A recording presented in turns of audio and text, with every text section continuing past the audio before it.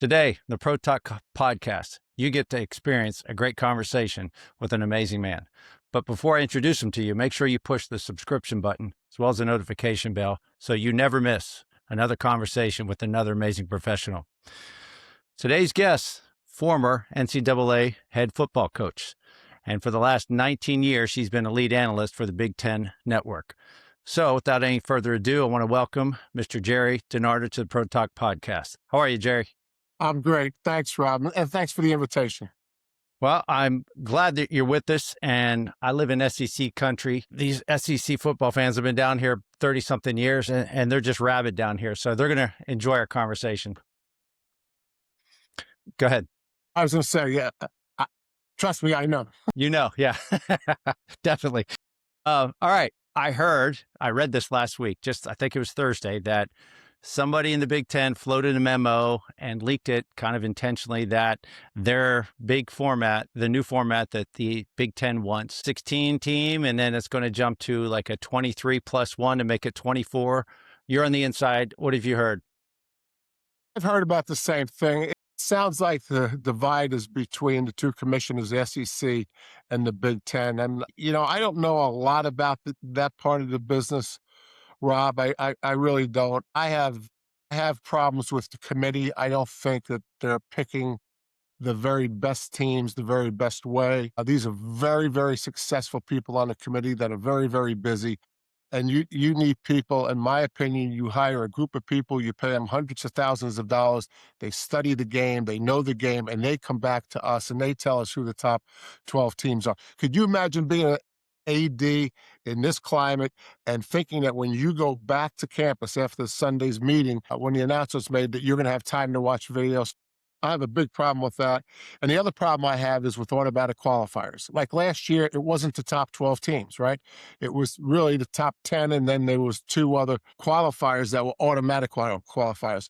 So I've heard all the different plans. I don't know a lot about them. The bone I have to pick is get football people to tell us who the best teams are, and don't make an agreement with a conference just to include them. Make sure they're one of the best 10, 12, 24 teams, whatever it is. And the little bit I do know about this thing that's being floated by the Big Ten, there's automatic qualifiers in that one as well. So that's not going to be the top 24 teams. It might be, but it could be top 22 teams and then the two automatic qualifiers. Anyway, that's my take on the playoffs, and that's what I don't like about it. Could it be something as simple as those qualifiers if you're in the top 15 or in the top 20? Well, that's what Notre Dame's going to have next year. It sounds like if Notre Dame's in the top 12, they get an automatic qualifier. So in last year's world, Notre Dame would have been in, but Notre Dame's my school. I mean, that's who I root for. But I still don't think they deserve an automatic qualifier. I don't think anyone deserves an automatic qualifier. If it's going to be the best 12, rank them 1 through 12, regardless of what conference they're in, and don't have these slots that include everybody. Sports isn't about everybody. It's different levels. I mean, we don't have to make believe that these two teams are as good as the other 12, because they're really not. Right. And people say they earned it. So you answered my question. If the committee did screw up last year, do you believe, unbiased opinion, that Notre Dame deserved to be in? Because I felt like they deserved to be in last year. Well, again, I haven't watched all those 12 teams. I have watched 18 teams. They're all in the Big Ten. Right. And I spent every waking moment watching them. And I could rank the 18 teams 1 to 18 based on what I know about the game and how much time I spend watching tape. So I don't know if they picked the top 12. All I know is the top 12 they picked weren't in the playoffs because there were two automatic qualifiers, right? It was James Madison and it was Tulane. They weren't in the top 12. So why are they in the conversation? Yeah, so I don't have to argue with the Alabama fans that say, well, their 3 losses really didn't matter, but I guess it didn't matter. They got in. For anybody who doesn't know Gerry's background, he coached for 12 years. He was a head coach. He coached at Vanderbilt, LSU, Indiana. He was also head coach of the Birmingham Thunderbolts of the XFL. Was that a clown show, or is that fun, or what was the attitude of those athletes playing the XFL? Rob, it was a great experience. I mean, first of all, I took the academic side of my job very, very important. At Vanderbilt, they had never won the award from the CFA for graduation percentages, and we won it when I was there. When I was at LSU, they were never honorable mention in the history of their school, and the honorable mention was like 70%, and we met that goal. So I spent a lot of time on the academic side when I was coaching. Not to have any academic pressure and go to work every day was a great experience for me. Coaching the older guys, some of them bring their kids to practice. It was a great experience to have a relationship with, guys that were married and had families and had been very good college players, and some had been in the NFL. It was a small roster. They taught me things. I can remember we were having one meeting, and it was the great running back at Auburn. I'll think of his name, and we were watching the inside drill, and I made a comment about switching the ball because he had the ball in the right hand, and the pressure was coming from the right hand, and I had always taught switch hands. And he said to me, he says, Jerry, in the pros we don't switch hands, we just squeeze it tighter. And so, things like that. They taught me things. We weren't going to beat everybody up every day. We weren't going to scrimmage. It was great.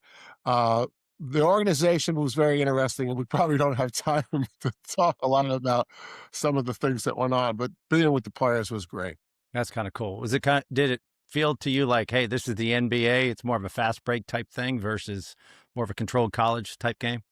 Yeah, a little bit. The other thing I wanted to do is, football for a long time was like the only sport that you had to spend as much time. It's changed now some, but the NBA, baseball. I mean, there were more sports that if you weren't academically minded, you could still get to the pros. And I had a plan. I bounced it off the powers to be at the XFL. Let's say there's a high school kid and he doesn't want to go to college. And there was someone in Birmingham, one of the Birmingham high schools, that got me thinking this way. He didn't want to go to college. He was a really good football player. And I said, you know what? Why don't we take him, put him on the practice squad? Maybe he can work in the office during the day. Let's employ him, and let's see if he's ever good enough in football. If he's not, he'd have the experience of working in the ticket office. He'd have an experience working with the stadium people. It doesn't matter. Let's give someone who doesn't want to go to college to play professional football like they do in some of the other sports. Hockey players now, they're drafted and they're still playing in college. Baseball, obviously, the rules are different. Basketball, obviously, the rules are different. It was always football. And again, I just told you about graduation rates, how important they were to me. But what was also important to me was if someone didn't want to go to college, let's still give them a chance to get to play professional football. Yeah, that's awesome. At least it's an apprenticeship, and it's Right. if their body's strong enough, big enough, why did they have to go to college? Exactly. Wow. So let's go back to when you were a kid. You started out. Was football your first sport, or tell me about your sports that you played growing up? This is crazy. I started playing football at 9 years old, tackle football. And my brother Larry, who's older than me, who was a better football player, great player at Notre Dame, he didn't start until he was a freshman in high school. But Rob, think of this. Okay, so I was born in '52. Vince Lombardi was like the model of a coach. And at 9 years old, I had a coach that we were so afraid of. You had to wear a cup, right, to protect yourself. And like his way of seeing if you were compliant and had one on, he would threaten to kick you there. So it was just like insane stuff because everybody wanted to be Vince Lombardi and be the toughest guy on the block. But that's when I started, and I obviously played high school. I went to prep school for a year and then on to Notre Dame. Did you play any other sports besides football? Yeah. I played rugby in high school. I threw the javelin. That's it. I played lacrosse. When I went to prep school, I didn't have rugby, so I played lacrosse. So we were the only high school in New York to have a rugby team. So we played all the Northeast universities. We played their B teams. So we'd go to Yale, we'd go to Harvard, we'd go to UConn, we'd go to all these East Coast schools to play. In rugby, the second team has their own game. And so rugby was my favorite sport, still is my favorite sport. I love playing it, and I coached it a little bit when I was at Maine, and then I stayed in touch. And then when I went to Tabor Academy, they didn't have rugby, so I played lacrosse and I threw the javelin in high school as well. So you could tell all these football guys, "You're a bunch of wimps. You wear pads. Come play Right. rugby." How about the rugby tackle now, Yeah. Rob, right? Now we're teaching the rugby tackle. Isn't that crazy? Yeah, it's crazy. I mean, we went and played in Ireland and Wales when I was in high school. We played 6 games. We lost all 6 of them. But I tell you what, we we we were the better tacklers, but they would just pitch the ball right before they got tackled, and they taught us a lesson. But the rugby tackle has been a great innovation for football. This is something I never thought about. When I see it on TV, it reminds me of rugby, the tush push. I can't stand it. If I was a Philadelphia Eagle fan, I guess I'd like it. What's your thought about that? I think they're gonna outlaw. I don't think it has much more of a shelf life. I think Yeah. a lot of people feel like you do. You can't see the ball. You know, I think it's probably. I'll be surprised if it doesn't change.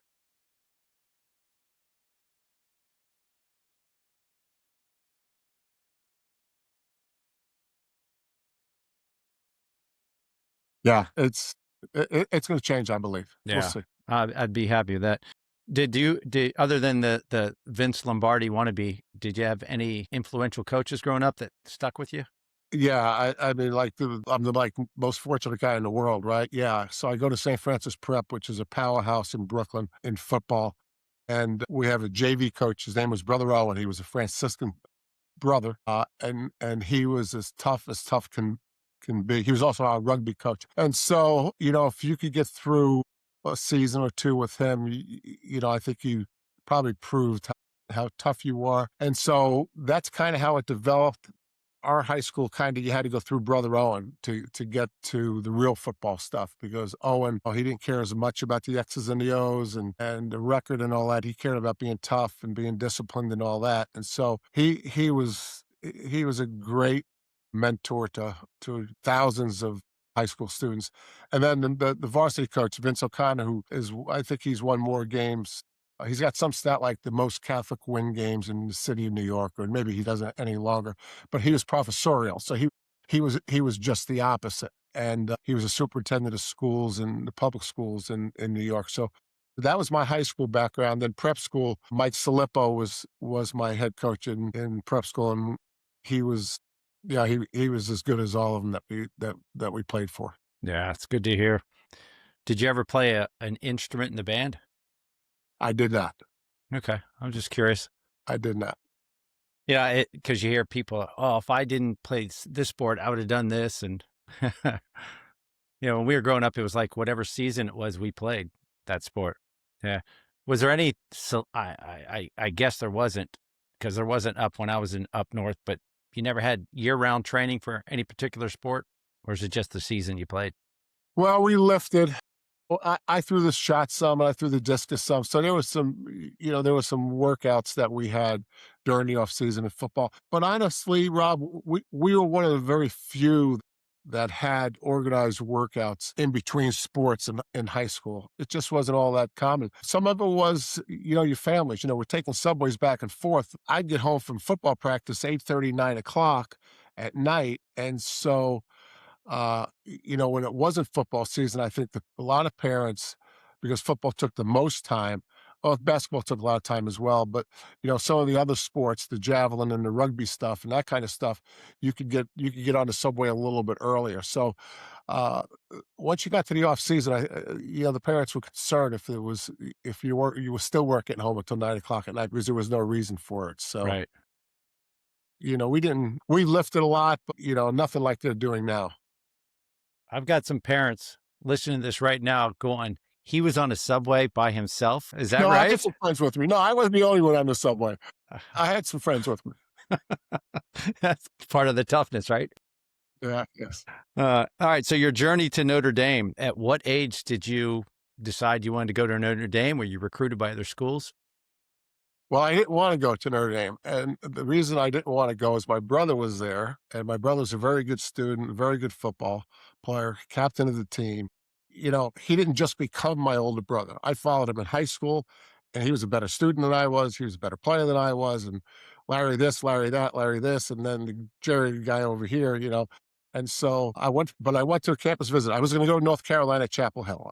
It came down to BC, North Carolina, and Notre Dame, and I was leaning towards North Carolina. And so I went to my visit to Notre Dame, and part of that visit is just sit in the office with the head coach, and it was Eric Parsegian, and he said, "What are you thinking?" I said, I told him how I felt. I didn't want to come here, and he kind of talked me out of that. And the other interesting thing about that meeting was I played tight end at prep school, and so when he asked me what I wanted to play, in that meeting I said I want to play guard, and he said, let me explain this to me again. We're recruiting you as a tight end, but you want to play guard. I said, yes. Now Dave Casper was on the team, but Dave Casper wasn't Dave Casper that we know today. He was just another guy on the team at that point. So I may have stumbled into the best decision I ever made. Anyway, so like most of my teammates, and this is documented in every book that's ever written about Eric Parsegian, like most of my teammates, once you met him, you wanted to be with him. And that's all there was to it. And this is the days of Bear Bryant and Texas A&M beating the crap out of everybody. This is Woody Hayes doing what he's doing. This is like the opposite of all those guys. You wanted to go at the end of your last class, you look forward to going to practice so you could be with this head coach. It's amazing. The draw he had on all of us. Vietnam was going on. No violence, no destruction. If you want to protest, protest. Just incredible. So far, Rob's so far ahead of his time, but just incredible. Absolutely incredible. I saw an interview. You said that he treated his players like adults. Yeah. I mean, it was crazy.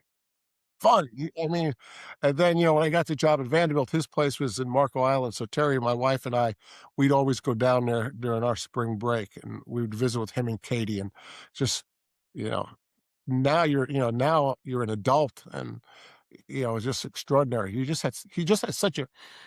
such an incredible presence, I guess is the way. He was smart as hell, and he had this system that was so far ahead of anyone else's system of calling plays. It was incredible. I don't know why I was so fortunate. Can you tell us the story about having a vodka and soda with him that you went on this trip during the season, or was it after the season? No, so it was after the season. So every year he would take like 14 players to I guess it was a Notre Dame club. It was some athletic event, and all the players would sit on the dais, and Ara would be the main speaker. And there was a cocktail hour, so we had a cocktail. I mean, well, I guarantee you, Bear Bryant's guys weren't having a cocktail with him, but it was crazy. It was just, and we knew it. We knew it then. Now I will say, there was a night that I had too many cocktails, it caused me a lot of problems with him, and I got in a lot of trouble. But nonetheless, Now, I heard a rumor that your brother, your older brother Larry, was your offensive line coach. Is that true? yeah, okay, this is bizarre as well. Okay, so he has no interest in coaching at all. He got cut by the Saints. He was already enrolled in law school in New Orleans. He got cut late. He called Ara. Ara said, "Come on up. You're in law school, and you can be a GA. We don't expect you to be in the office all night like coaches. We need your help." And he paid for Larry's tuition, yada yada yada. And so the way it was set up at that time is I'd be on one field working off with the offense, obviously, and then Larry would be on another field, but parallel, uh, working with the guys that were preparing the defense, so the scout team. And so, uh, I mean, I'm a field away. I didn't think he was watching me. I thought he was supposed to be watching those other guys. But yeah, so he was watching me. So I couldn't get off the pile the right way, Rob. I mean, I couldn't do anything right for that guy. But anyway, so he was pretty hard on me, but it was good. I got an older brother like that too, but love him to this day. So, Right. all Same right. here. Now we got to, okay, on the scout team, is it true there's a kid named Rudy, the guy they made a movie about? There was a guy named Rudy. Okay. I got myself in hot water with that one as well. Okay. So Rudy and I were good friends when he was at Holy Cross. Me, Tom Clements, and the third roommate of ours was Jack O'Donnell, who passed years ago. So me and Tom Clements, the quarterback, and Jack had a triple dorm in Soren Hall. And Rudy was at Holy Cross. So he was always in our dorm, even though he was going to class at Holy Cross. And then before you know it, he's on the team, right? And so he's on the team. And on Thursdays, the routine is everything's scaled back, right? Tuesday and Wednesday, the hard days of practice in the normal football week. Thursday, you back off. Friday, you walk through. So Thursday was really the only day that the scout team coaches wanted Rudy to play because he wasn't really good enough to play Tuesday and Wednesday to get us ready. But Thursday wasn't a big deal. But Rudy didn't see it that way. Rudy thought it was his chance to become a starter. And so he was a little bit of a pain. So I was telling this story to a print reporter once, and I said, within the context of the story I just told you, I said he was a pain in the ass on Thursday's practice. Well, it came out, I said he was a pain in the ass. My daughter sees it. She starts crying that I said something bad about Rudy. I mean, it just took on a life of its own. But we were very good friends, and you know, sure he came to Baton Rouge once. He was speaking for Catholic Charities at for Reader's Digest, and so he's going around to the grade schools, and so he called me up, and he's in Baton Rouge. I said, Rudy, come on over, say hi to the team, and come home for dinner. So he comes over, he talks to the team briefly, and there was a youngster across the street that knew I knew Rudy and all this stuff. And so I called Terry. Terry watches Rudy every year, my wife, to this day. And so I did tell her, I said, I was always bringing people home, so she didn't find it a surprise. She didn't think Rudy was going to walk through the door. So we laughed about that. It was Hunter. I said, call Hunter's dad and tell him to come over. I want him to meet somebody. It was Thursday night, so we got home early that night. And so we call Hunter up. He comes over and he looks at Rudy, and Rudy can't convince him he's Rudy. He's looking for Sean Austin. The actor. So anyway, but Rudy's the best. People ask me all the time, how accurate is it? The year he was only with me 1 year because I left and he had a senior year. So I didn't see him get raised and played. He didn't play in any games. The part I saw, the Holy Cross part, and everything leading up to it was very, very accurate. So for people that want to know if it's accurate or not, the year I Right. spent with him, it was accurate. Yeah. What a great story. Nice story on perseverance. So we're not going to forget that you are a national champ. 1973 national champions. Who'd you guys beat that year? Alabama, What was the score? 24-23. Okay. In the Sugar Bowl, Bear Bryant against Eric Parsegian. A lot of great players on both sides. Just incredible experience. Just it's hard to put it in words. You know, Right. like Aaron would say to us, Aaron would tell us as we were going into the game, how many people can really say that they were the best at something, and it can't be. You will be the best football team in America if we win this game, and I mean, how many people have played college football? And how many people can say they were the best? And we were legitimately the best team. We were undefeated. They were undefeated. I mean, I don't think there was any debate about who number 3 was and all that. I mean, I think everybody in the country knew we were the 2 best teams. Great. Still have the ring. Still have the ring That's nice. right there. Nice. Well, I wore the green for you today. I'll get to it later. So 1974, you're an All-American. Is that your senior year? It was. And as I say, it was a lot easier then. There weren't that many Americans. Well, you can't take away the honor, so don't be so humble about that. It was great. I was very fortunate and very grateful that I had that opportunity. Did you ever consider playing pro ball? You know, I didn't get drafted, so that obviously impacted my decision. I was going to go to Canada and play with the Canadian League, but it never transpired for one reason or another. And you know, Rob, honestly, I had enough playing. Larry's a lawyer, my older brother, Bob's a lawyer. I was thinking about going to law school. And then I lost interest in that. And then I wanted to be a high school football coach and teacher. And so I had some opportunities and none of them really worked out. And then I started to look at GA jobs, and I gotta say, once I became a GA, it was over for me. I mean, I was going 1,000 miles an hour. I knew what I wanted. Yeah, for those that don't know, a GA is a graduate assistant. Right. And so they probably put you up at the school. And let me go through just a little bit about your background, about your coaching. You started coaching assistant coach 1975 in Maine. 2 years later, you go to Eastern Michigan. 5 years later, you go to Colorado to spend 8 years. By the way, you win a nice national championship in 1990, and then you go to LSU. And at what point did you guys get married? And when did your wife said, "Hey, I didn't know we're in the military. What's all this moving around?" How did she handle that? Well, she handled it great. She was an athletic trainer. She was a Wisconsin undergrad. She got a grad school at Northern Colorado, and then she was on the athletic staff when I was at Colorado. So she knew football, still does. I say it all the time. She's a bigger football fan than I am. I mean, I love the X's and the O's and the strategies, but I'm not really a fan. She's a crazy Badger fan, crazy Packer fan. We've got 6 TVs in the house. She manages to watch 3 games at a time. She's just That's crazy. So that was the nice. least of my problems. There you go. Now, when did you guys have kids? Was it tough on the kids moving around a little bit? Uh, I think it's always tough on kids. You know, I think they get through it. I think if you ask both of them, they would say there was probably times they didn't like it. There were probably times they did like it, and if they look back or when they look back, they th at the end of the day, I think they thought it was really cool and they were Yeah. fortunate. Right. Great experiences. So your time at Colorado under Bill McCartney, can you talk about that? I know he was a big impact for you.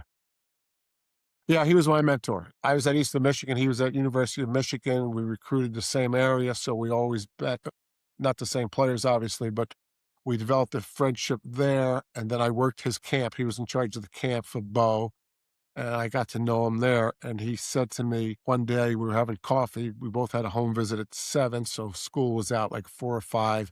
So we went and had a coffee at a coffee shop, and he said, "I'm applying for the Michigan State job. If I get it, I want you to come with me. If I don't get it, when I do get a job, I want you to come with me." I said, "I'm all in." And so it's kind of how it happened. Other than, he went in and asked Bo for a recommendation at Michigan State, and Bo threw him out of the office. That didn't go so well, but I wasn't there for that. And then he got the Colorado job, and true to his word, he called me up and said, "Come on, I want you to come out." So I was at Eastern Michigan for 5 years with Mike Stock, who was a wide receiver coach at Notre Dame when I was there. That's why I was at Eastern Michigan. And so I went out with Bill. I coached the defensive line for the first 2 years. Then I coached the offensive line, and then I became the coordinator for like the last 6 years. I want to throw a name to you. It could be a mutual friend. It might not be. Kid I went to elementary school with up north. He was all Pennsylvania, the Big 33. His name is Brian Shannon. He went on to play for Lou Holtz, and he really liked George Purlis. And I was just curious if you happened to recruit a kid named Brian Shannon as an offensive lineman. Rob, if I did, I don't remember. Okay. I can't remember. Okay. Well, he told me the story that Lou Holtz, when he came to his house, Lou Holtz's glasses were held together by electrical tape. And his mother pulls out this little sewing kit with a little screwdriver to fix Lou Holtz's glasses while he's giving the pitch. And like, can't you afford a pair of glasses, coach? There's a million Lou stories, I gotta tell Yeah. you. I threw that out today. I was thinking, I wonder if he knows my buddy Brian, because he went on to be an offensive lineman at Notre Dame, and now he's a very successful surgeon. So you did so well at Colorado. You become the head coach at Vanderbilt in 1991. Is that correct? Correct. And you were the SEC Coach of the Year. Correct. Vanderbilt's an extraordinary place, and what they've done recently is just one of the great stories in college football. I got there, and the attitude was, they'll beat us Saturday, but someday they'll work for us. And I couldn't think of a worse attitude. So we got that turned around really quickly. Didn't take time. I told them they'd still work for you, but we'd beat them. But it's a great place. We did some good work there. I mean, we didn't go to a bowl. We fell short 2 of the 4 years, but I loved it. Obviously, the issue is one of the issues other than, you have to defend a poor history football-wise, but one of the issues is academics, which it should be, right? Nobody wants to put a student in an environment where they can't succeed. But it's also true that test scores don't tell the entire story about a person. I'll give you one example. So we decided to form a committee, faculty members and myself. and I would present our prospects that weren't ordinarily admissible to Vanderbilt, somewhere between initial eligibility and somewhere between who they were taking before I got there. That's the group we were missing, right? We didn't want a non-qualifier, and we didn't have a lot of A students, but we had a lot of people in the middle. So anyway, I say all that to say this. So we would meet routinely weekly during recruiting, and we're recruiting this player. I know his name, but I don't want to repeat it. And he went to East Chicago High School. At the time, East Chicago High School had 50% absenteeism or tardiness per day. Half the school was either not there or late. The guy we were recruiting had never been late and never missed a day of school. And my assistant coach found that out. He went to see, we had to go see guidance counselors. I mean, I didn't have to go see guidance counselors at a lot of my jobs, but at Vanderbilt we did, which was good. And so this assistant coach of mine goes to the guidance counselor, and this guidance counselor tells him this information. He says he's an A student, but it's a bad school, a B student, I can't remember. He said, but look at this, 100% here every day on time. We showed that to the faculty committee we had, and I want to say he had a 720 on the boards. They admitted him. He graduated in 4 years. Extraordinary story, because he was never late, never missed a day of school in 4 years that he had been there, at a place that had 50% absenteeism and tardiness. Well, that says something about you because I was thinking, oh, my first head coaching job. I mean, did anybody say, Jerry, you're crazy, the academic standards to get in there and you're trying to build a football team as your first head coaching job? Did that thought go through your mind, I guess? No, no, I was going. It's funny, I interviewed Bill didn't even know I interviewed. He didn't know I'd taken the job. I was an in-state recruiter at Colorado, and it was when we first got there, it was real important. They were losing all the kids to Nebraska and so on. So we had to get the state back on our hands. So I was an in-state recruiter. So I was with Bill every year, the first day of December. That was the first contact day. So I pick him up at his home, and he gets in the car, and I said, Coach, I got something to tell you. He says, what's up, Jerry? He said, I took the Vanderbilt job. I'm leaving. He said, what? He said, when did you interview? They never called me, this and that. So that was pretty funny. No, I thought it would work. I still, I mean, it's obviously working now under different circumstances, but still, there's no reason you can't do both. Now, did some things bother me? Like we opened with Alabama. So you tell me that we weren't their final scrimmage of camp. I mean, give me a break, right? It's coincidentally, okay, you're the head coach of Alabama's your first game, and it's been the first game. So there's all kinds of that kind of stuff where you just had no voice in the meeting. You had no clout. You were invisible. It was a great school. If we could beat the matchup opponents, this is where I learned. This is where I learned the matchup opponent issue that I have. We had teams on that schedule that we had just as good players, maybe a little better, maybe a little worse, but we were close enough where the X and O's were going to make a difference. Now, honestly, we played some teams that I could have switched sidelines with the other coach, and that same team would have won. That's why the Mid-American Conference in football is such a great conference, because when the coaches switch sidelines, it matters because both teams have average talent. But when a historic power plays a historic bad team, the coaches could switch and the historic power is going to win. But when we were close, and that's where you don't sleep at night, when you lose a matchup game. It's probably the same in tennis. When you lose to someone that has the same talent, a little less or a little bit more, you can't sleep. So that's what we did. We focused on the matchup opponents. Yeah, we got ready for Alabama and Florida. We had to. They were on our schedule. But Ole Miss, we're 2-2. Kentucky, we lose to Wake Forest. We got killed by Wake Forest once.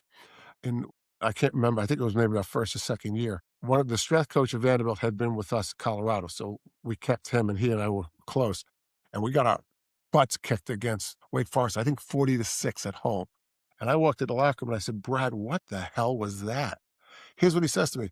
He says, they think because we're in the SEC that they can beat anybody that's not in the SEC. I said, well, we're going to address that tomorrow. That was crazy.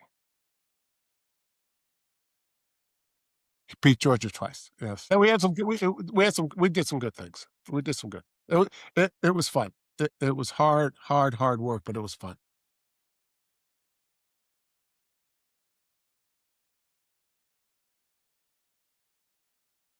Bell Buckle, Tennessee. It's a small town of Tennessee, and I just wanted to get away from campus, and have a camp with less distractions. And we didn't have great facilities at Vanderbilt, especially with the fields. And I didn't want to tear them up during camp and then not have them back for the rest of the year. And I can't, Rob, I honestly don't know when and how I came up with the idea, but I just felt like we should go away. And it was a really hard camp. I honestly, it was probably too hard. I would say that if I had to do it over again, we had way too many IVs. Guys were dehydrated. The heat was just intense, and I had never been to the South. And so when I look at some of my bad decisions, that I probably drove that team too hard. I mean, if you got to take IVs, you're out for a couple days, and we were hard on him. I mean, we were so hard on him once the field was a little wet and it wasn't good enough to practice on it. We got a helicopter to dry it. And so it was like that beginning of the MASH series. It was like the players were in the dorm and they hear the helicopter and they don't know what the heck's going on. And they tell that story over and over and over. We were drying the field with the helicopter. I should have just delayed practice a little bit, maybe. That's all right. A lot of mistakes. I don't know, man. That's probably those kids think that, they're tougher in life because of the experience they went through. Maybe so. Even if you get thrown in jail if you did that today, right?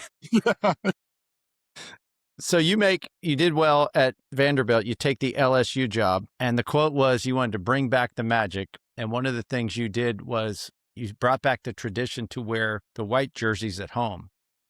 Did that make people happy or ruffle some feathers? Happy. So they had tried this before, and so I was on the American Football Coaches Association's rules committee.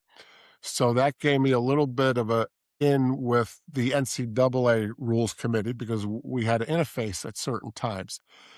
And so when I got there, Joe Dini AD said, this white jersey thing's a mess. I'd leave it alone. You don't have a chance. I said, well, I'm going to take a run at it.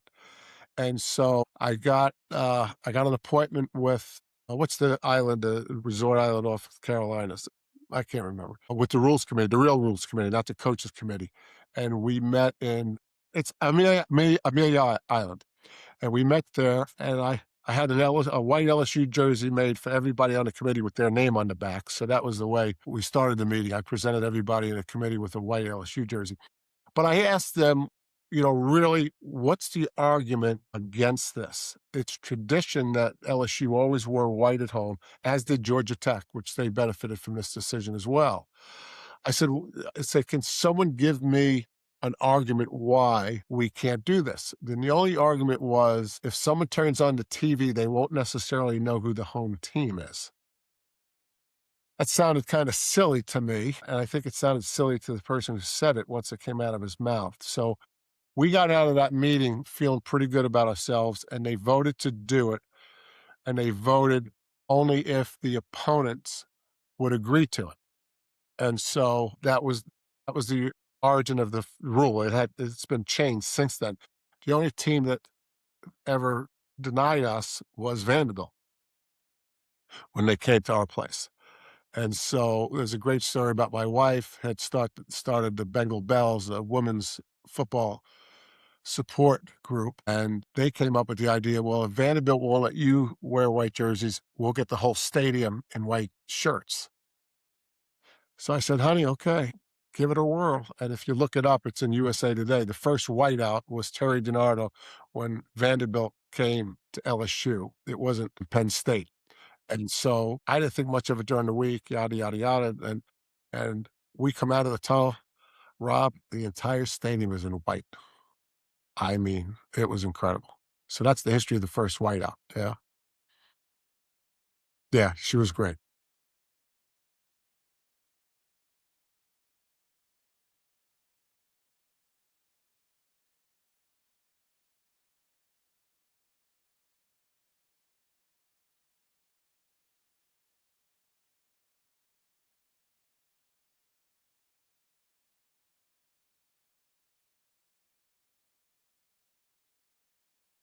Really?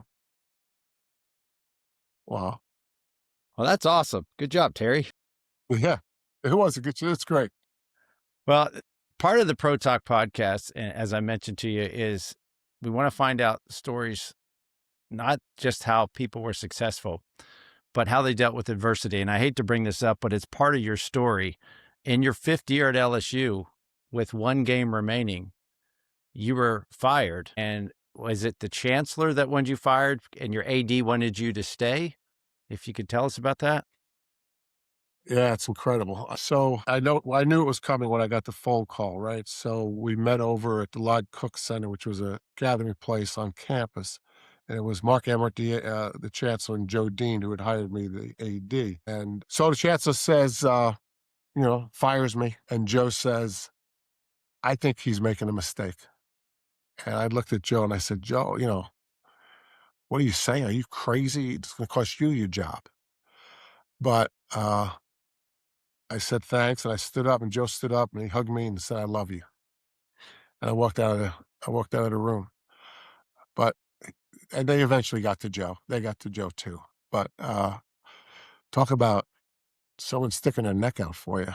So, but as we exchanged emails and stuff, when you talk about failures, LSU was my biggest failure, and the way I feel about that is when you're at a place like LSU that has all the resources to be successful really under any circumstances. I mean, we won 3 bowl games in a row. We won 2 West Divisions the first 3 years. It was my fault that we lost year 4 and 5. And even though I didn't get along with them, don't like them, never have liked them, never will like them, I should have never let him be in a position, and this is crazy, Rob, where he was stronger than I was. Because there was a time I was stronger than the chancellor. When you went, and Lane Kiffin's gonna find this out, you know? He's already started stronger than everybody, and now if that gets chiseled away, at some point, if it does, then he'll get fired. But I shouldn't have been put in that position. I should have been winning enough games, as bad as this sounds. I should have been winning enough games where even though he didn't like me, he couldn't touch me. Now, that's not true at Vanderbilt and Indiana and so on in Colorado. I mean, this is just LSU. I had meetings with the governor and the president about becoming the AD after I was done coaching at LSU. I mean, that was after the 3rd year. 2 years later, same governor, same AD, but different chancellor. So, as the world turns. But it was my fault because I had the resources. I think popular opinion was that I didn't do a good job replacing some staff members, which may or may not be true. I don't know. That I was confrontational with Emmert, which I was. And I could have done better at those 2 things. And maybe it's true, but that's my biggest regret. That's probably my biggest failure. Same one. Okay, when people get fired, we average fans go, "Oh, what's his buyout and all this stuff?" I'm guessing the type of man you are, the hardest thing is dealing with those youngsters that you've nurtured and built that program up with. You mean leaving the players? Yeah, Yeah, yeah.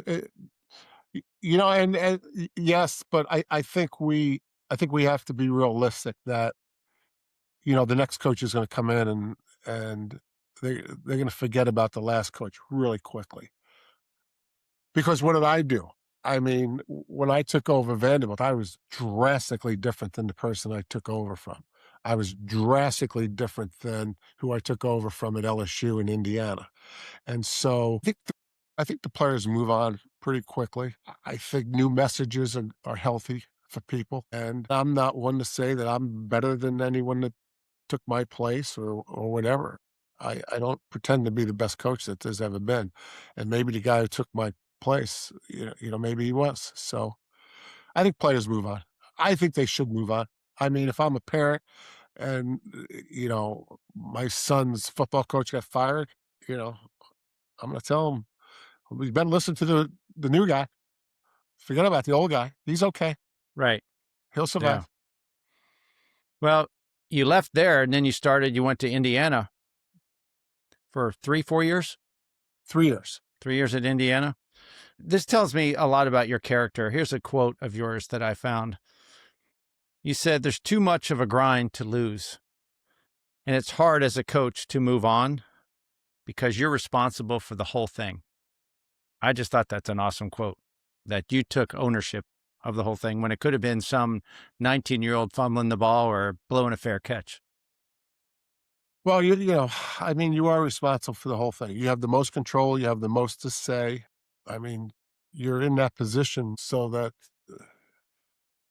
you got to make it work. But the Indiana was an interesting experience. Someone that I had worked with hired me, Mike McNeely. We were both assistant coaches at one time at Colorado, and then he left, and so on and so forth. But I say this about the present Indiana situation: that first of all, President Whitten, the president, made a comment: "Will no longer treat football like an intramural sport."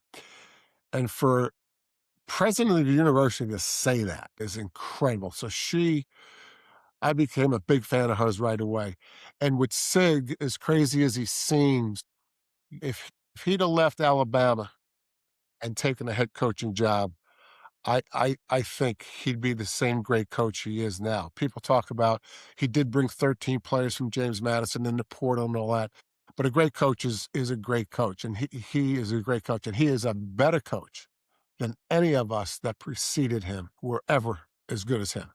And so it was a perfect storm, but people maybe don't give Sig enough credit that it's his coaching ability. It wasn't just the 13 JMU guys. It wasn't just the portal. It wasn't all of a sudden the wealthy alums being involved.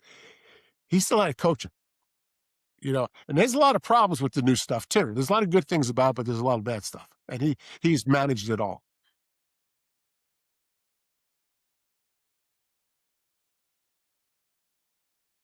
Be interesting if this, we'll see. Well, you mentioned back when you were with Bill McCartney that he said something about that we need to re-examine our sales pitch to recruiting, which leads me to the big topic of NIL. So I bet some of these conversations are really different than when you were coaching. Now, do you feel like kids are coming to programs, or is it about the dollar sign that they're being offered to come to that school? I think it's a little bit of both.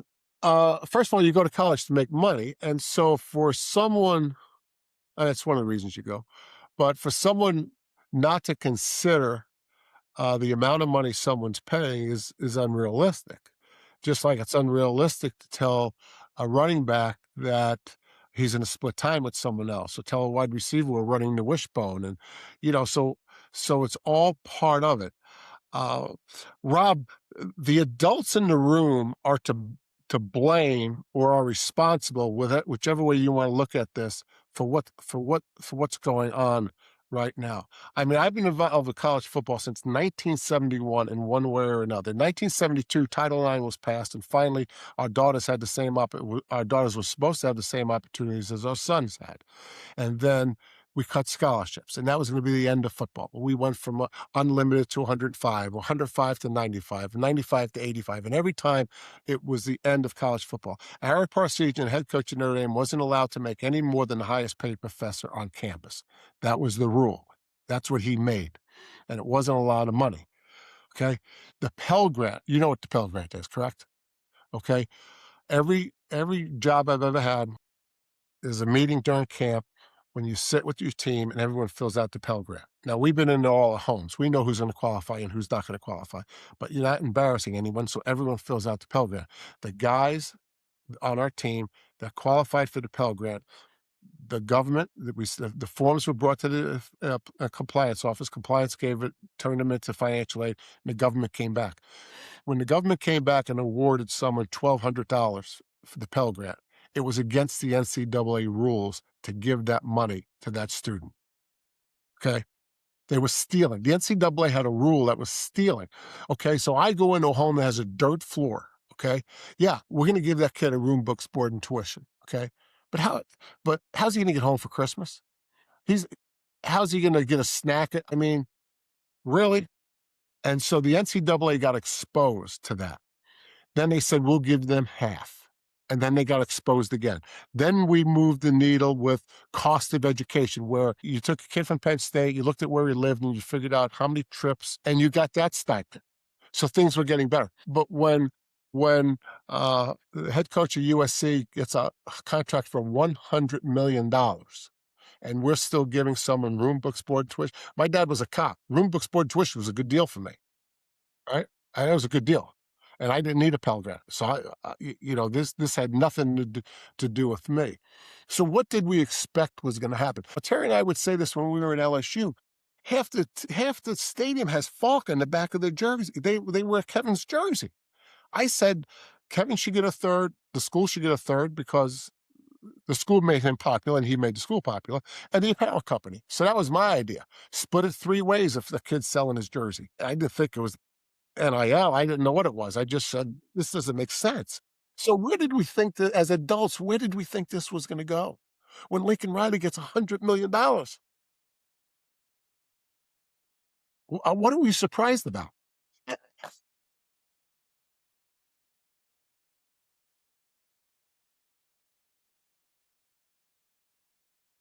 Yeah, yeah. We all got the night contract and all. But I mean, and Rob, I got to tell you this, you know, one of the best times of the year for me is I go to all the camps in August. We're not breaking news at Big Ten Network. We're actually partners. I mean, the conference owns part of us. I mean, we're not breaking news, and so we get to see things that maybe other media doesn't. We get access to the coaches that maybe other media doesn't, and in return, we certain things we don't repeat that we have seen. And so, and this is for the last 18 years. This is the players now are the most dedicated, most extraordinary, hardest working people I have ever seen. I mean, and for the last 2 years, we have broken the record of college graduates playing college football. After the 24 season, there were more college graduates playing than any time previous.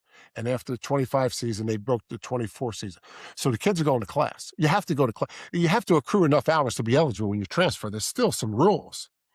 And so, a lot of this stuff is good. Is there some bad parts of this? Absolutely. But what did we expect when all this money was going to be thrown around? I did not.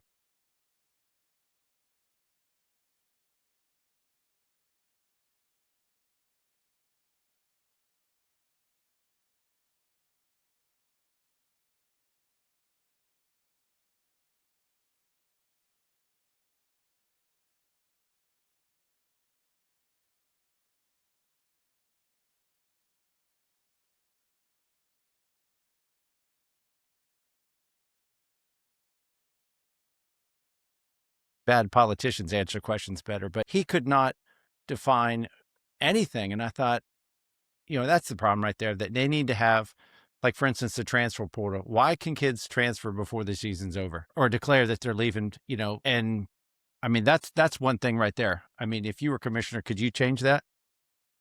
Yeah, the calendar is a problem, and again, the adults are in charge of the calendar. The quarterback's not telling us what the calendar should be. But Rob, you mentioned the portal. I don't know if you know this. The portal rule how long has that rule been? 4 years, 3, 4 years.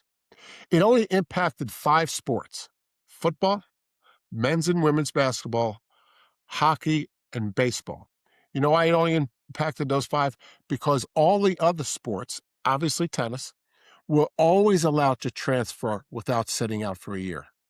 So a football player is sitting in sociology class, and there's a women's tennis player next to him, and she says to him, "Hey, I'm going to leave. I'm going over there." And the football player says, "This is like 20 years ago." The football player says, "You're going to sit out a year?" And she's going to say, "What are you talking about? We don't have to sit out a year." Everyone else, those 5 sports were treated differently. Why? The money.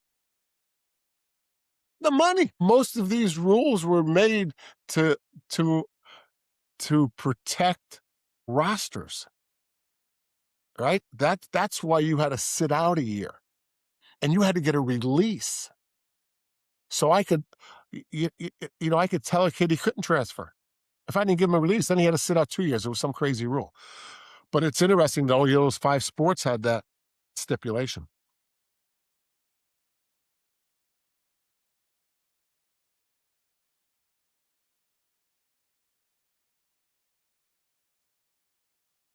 You mean a new rule?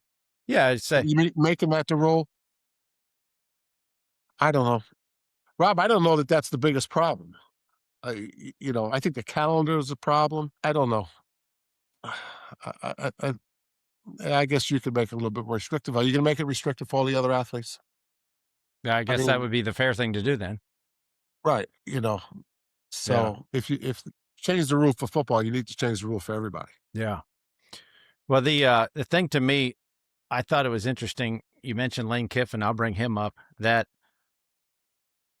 back in the NBA days when Doc Rivers was coach of the Orlando Magic, he'd be on the sidelines like this, and a free agent would run down the court, and he would say, "No state taxes in the state of Florida." I mean, that's before the jock tax came in, right? And that was his version of tampering. How in the world does it make any sense that other schools can talk to your coach? If I'm an Ole Miss player, it's how can, you know, the other school talk to my coach during the season? That's lunacy to me that that's even allowed, Rob, I'm with you. Just all I say is let's not blame the kids. right? They're not in control. So let's not call this generation a bunch of no goods and they're spoiled and this and that and this and that. You can't pay Lincoln Riley $100 million for 10 years and not pay the players. And you can't tell a player that he can't transfer if all the other players could transfer. And the players don't control the calendar. They don't control the rules. It's the adults that's screwing this thing up. What about this question? College athletes, or the person that says, why do kids need to be paid when they're getting a free degree, which could give them income for life? Okay, the problem with the free degree is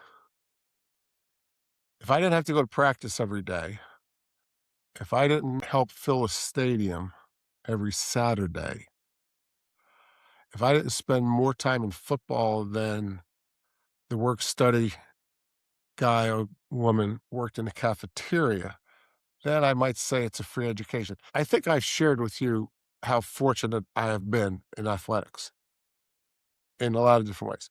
But I never thought I was given rooms, books, board, and tuition. I always felt like I earned that. I always felt like when I went to practice, when I played in the games, when our stadium was filled, that I kind of earned my way. I was happy. My parents didn't pay for anything, but to call a football player, I can't speak to the other sports, although I think the Olympic sports work harder than the football players. I've always felt that way. Uh, I don't know that I would call it a free education. As lucky as I feel I've been, as fortunate as I feel as I've been, I got paid. You know, it wasn't free. I gave someone something, and they Yeah. gave me something. Right. Now, could all of this stuff have been not even on the table right now if we would have just given the kids a stipend, 1,000, 1,500 bucks a month? Boom. That because a lot of people don't know that you're not allowed to work at Domino's on the weekend or the gas station to take your girlfriend out on a date because you're not allowed. You're not allowed to make money for a scholarship athlete.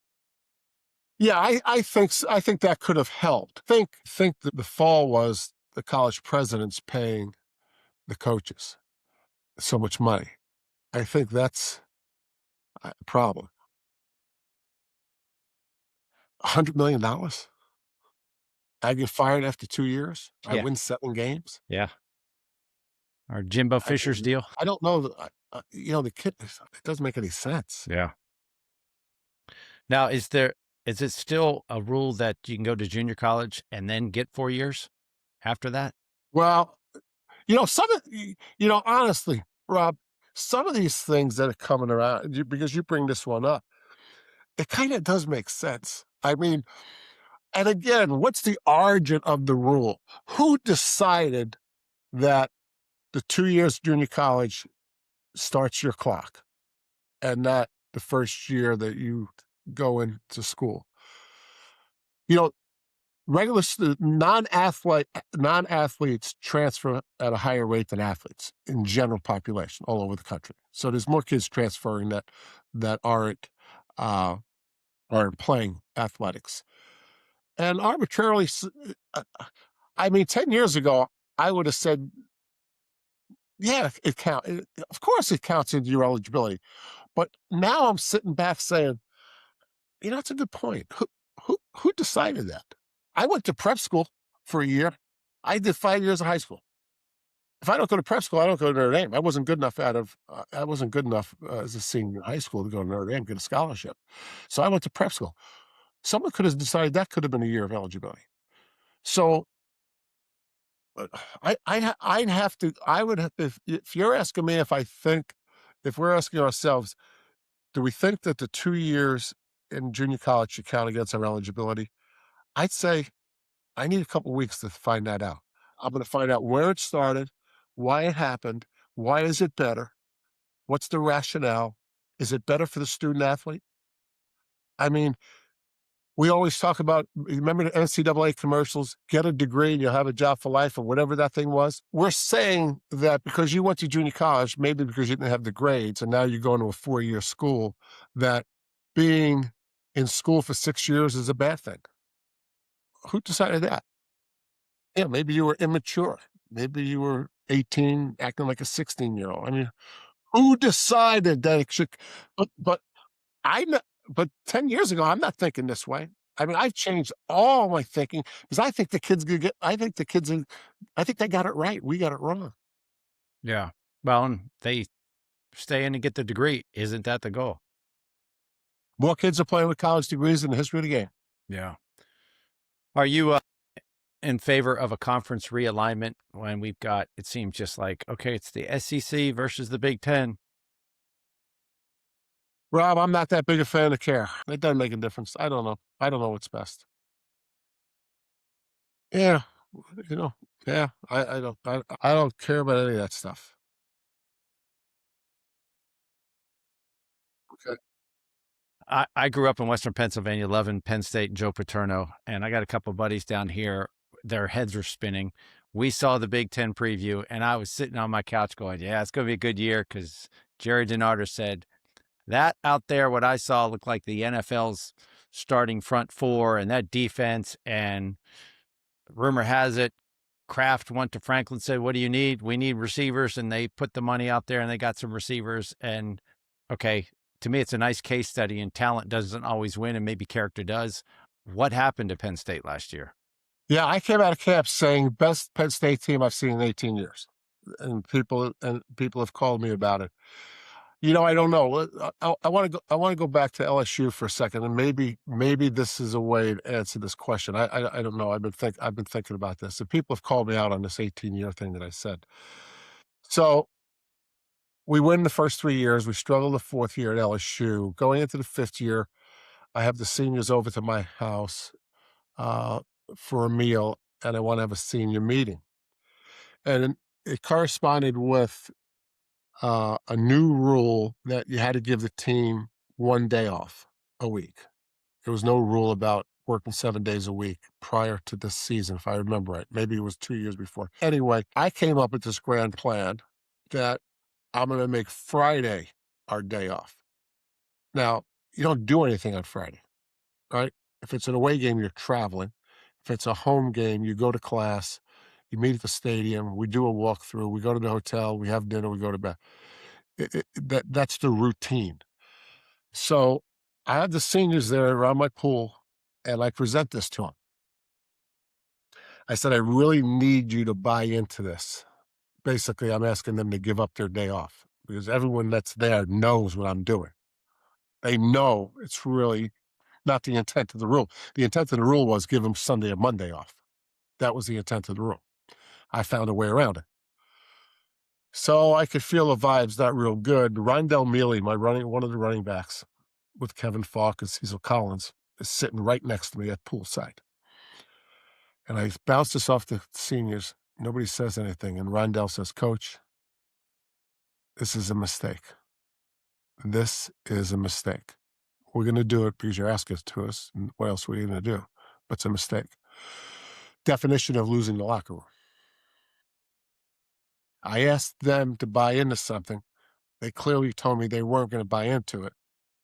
So they're probably saying, you didn't ask us to buy into this. You told us to buy into it. You said you were asking, but you really weren't asking. And so when you look at the reason I brought this up is the Penn State, hard to explain their season. Hard to explain their season. I'm not saying James lost the locker room. I'm just saying that there's things like that that do happen to teams of all sports. I probably lost the locker room that day at my house, poolside.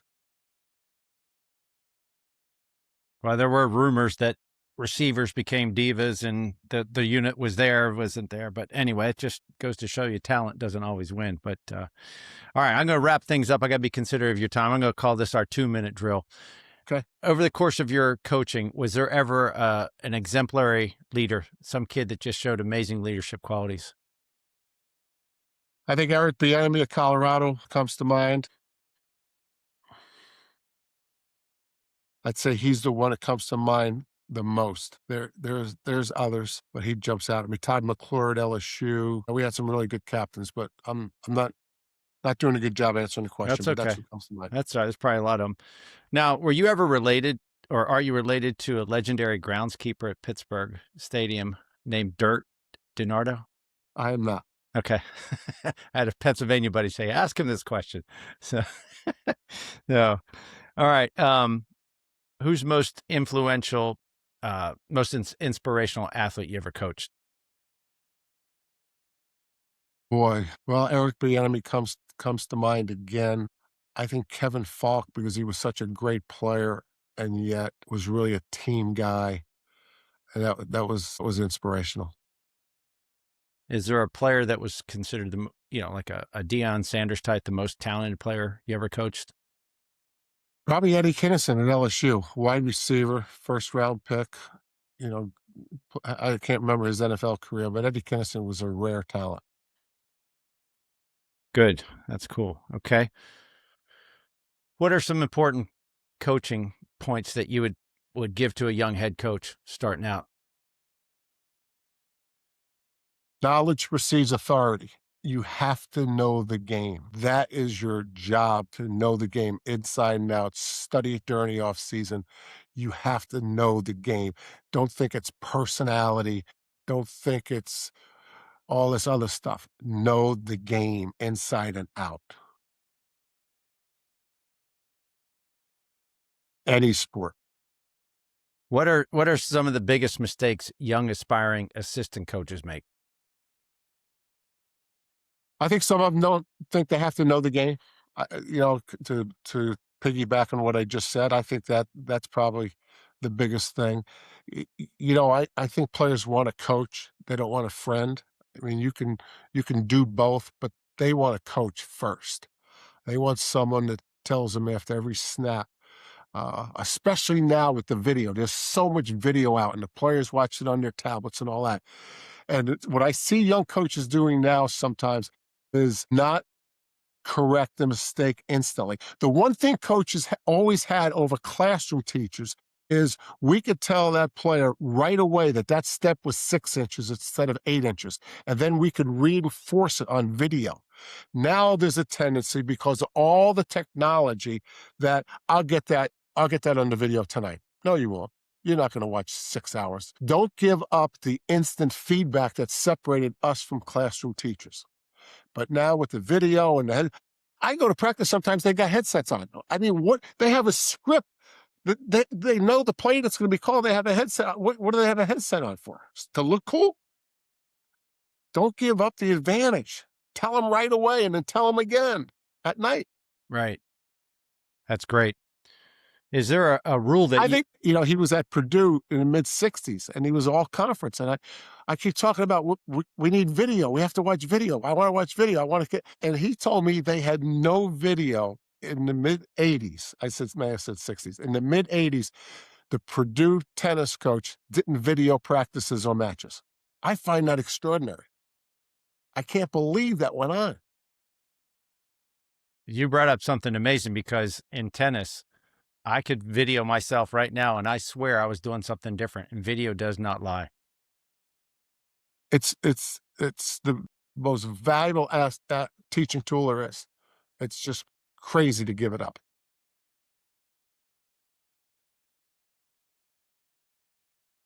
I mean, in the game, on the game, not really. Yeah. I don't know, Rob. For some reason, none of that really matters to me. I mean, it matters, but I don't have strong enough opinion, and I'd have to study it and think about it. I don't know. I love the kids, and I love the science of the game.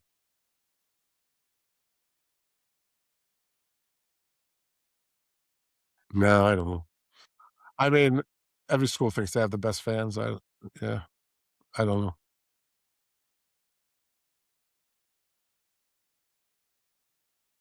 Oh boy. Wow. There's some that I played in, I was an assistant coach in, and I was a head coach in. Those are my favorites, but I have to go back and look and see which ones.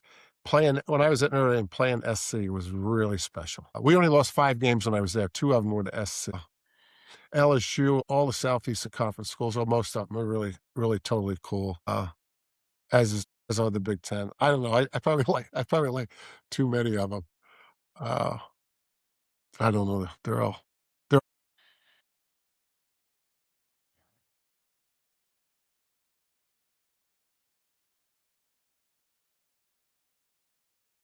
no, but I sure wanted to beat Steve Spurrier, and I did once. But we were friends on the Nike junket. But other than that, we weren't really.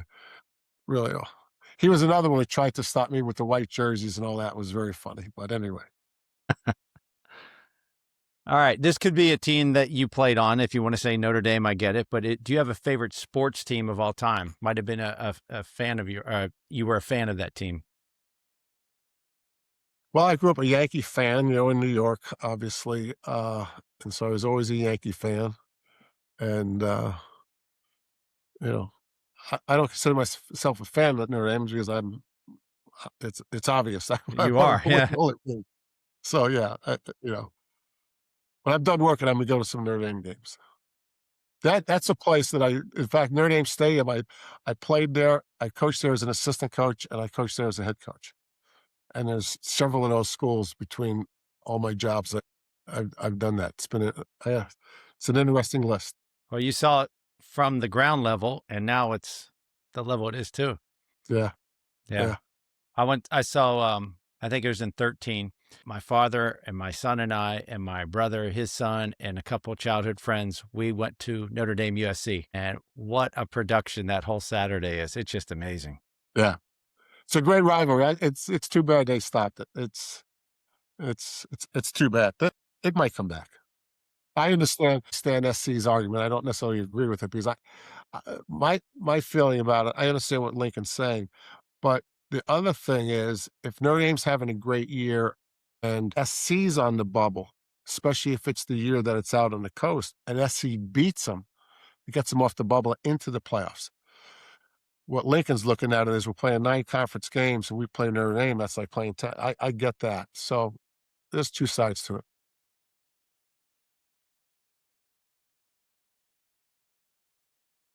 I don't watch pro sports very much. No, be a Yankee. Mickey Mantle. There Yeah, you Mickey go. Mantle. Okay. Yeah, Mickey Mantle. All right. Yeah, look, I got a Yankee Mickey fan. I'd Mantle. love to see that. There you go. All right. Do you have a favorite book, sports or otherwise?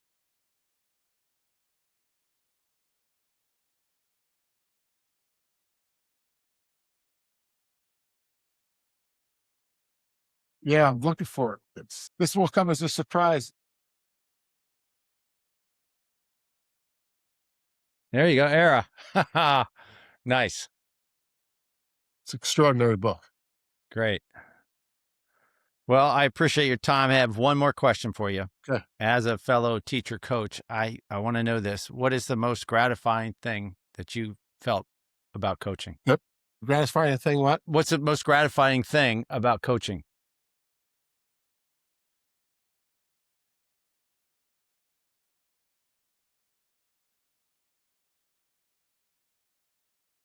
seeing a player that has passion for the game, just, Bieniemy just wants to be there every day. Kevin Falk yeah, just loves the game. Just absolutely loves the game. Has a passion for the sport. I think that's it for me. I saw something that I'm a college brat. My dad was a dean for 40 something years, and I was on college campuses my whole life. That you said there was nothing better than being around young people on a college campus. I thought Right. that was awesome. Yeah. Yeah. Yeah. Well, hey, I'm going to wrap up because I know it's getting late. I appreciate your time. I just had a couple notes here, and I'm going to have a couple other pages when I do some editing. So this was awesome. You talked about how you took your academics seriously, and I think that's just amazing. Your coach, Brother Owen. Brother Owen. There you Jack go. Tappan was his name. Brother Owen was his religious name. Okay. And then your older brother's influence, as tough as it was. Let's see. And you said you mentioned Arrow. Once you meet him, you wanted to be with him. I thought, what an amazing quality for a head coach to have the Yeah. players feel that way about him.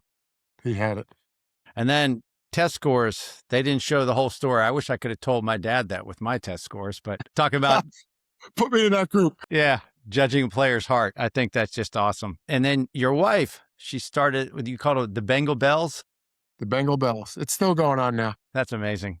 Yeah. All right. And then knowing precedes authority. Your knowledge precedes authority. That's huge to be a coach.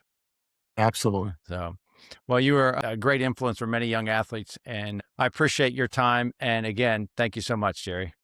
Thank you, Rob. Appreciate you having me. So for the rest of you, if you like this episode, send it along to a friend who would benefit from it, as well as my other episodes on the Pro Talk podcast. And so till next time, make the most of your time and hang tough.